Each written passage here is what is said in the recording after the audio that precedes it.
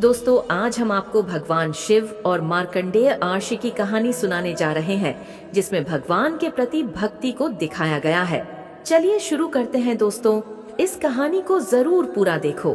प्राचीन काल में मृकंडु आर्षि और उनकी पत्नी मरुद्वती बहुत बड़े शिव भक्त थे, लेकिन उनकी कोई संतान नहीं थी। वे संतान प्राप्ति के लिए भगवान शिव की कठोर तपस्या करने लगे।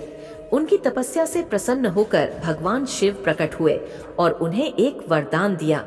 भगवान शिव ने उनसे कहा, तुम्हें दो विकल्प दिए जाते हैं, या तो एक दीर्घायु परंतु साधारण बुद्धि वाला पुत्र होगा, या फिर एक अल्पायु लेकिन महान और प्रखर बुद्धि वाला पुत्र।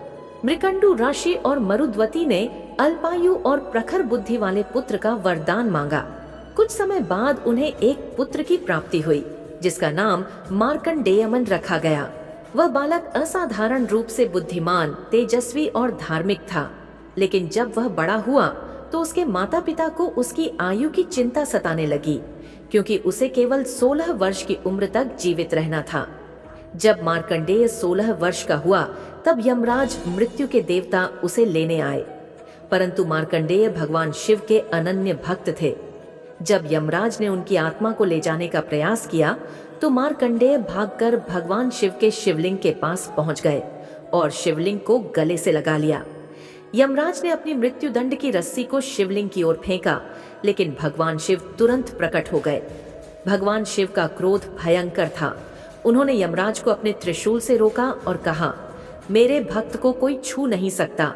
भगवान शिव ने यमराज को पराजित किया और मार्कंडेय को दीर्घायु और अमृता का वरदान दिया।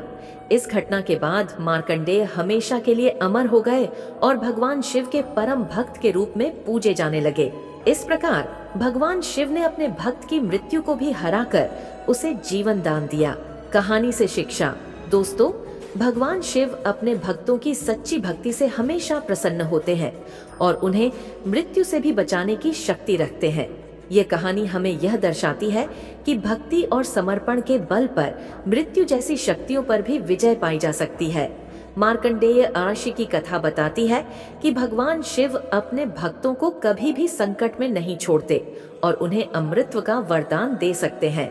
दोस्तों, हमें इस कहानी से यह सीख मिलती है कि हमें कभी भी हार नहीं मानना चाहिए। हमेशा भगवान की भक्ति और पूरी श्रद्धा से उनकी पूजा करनी चाहिए।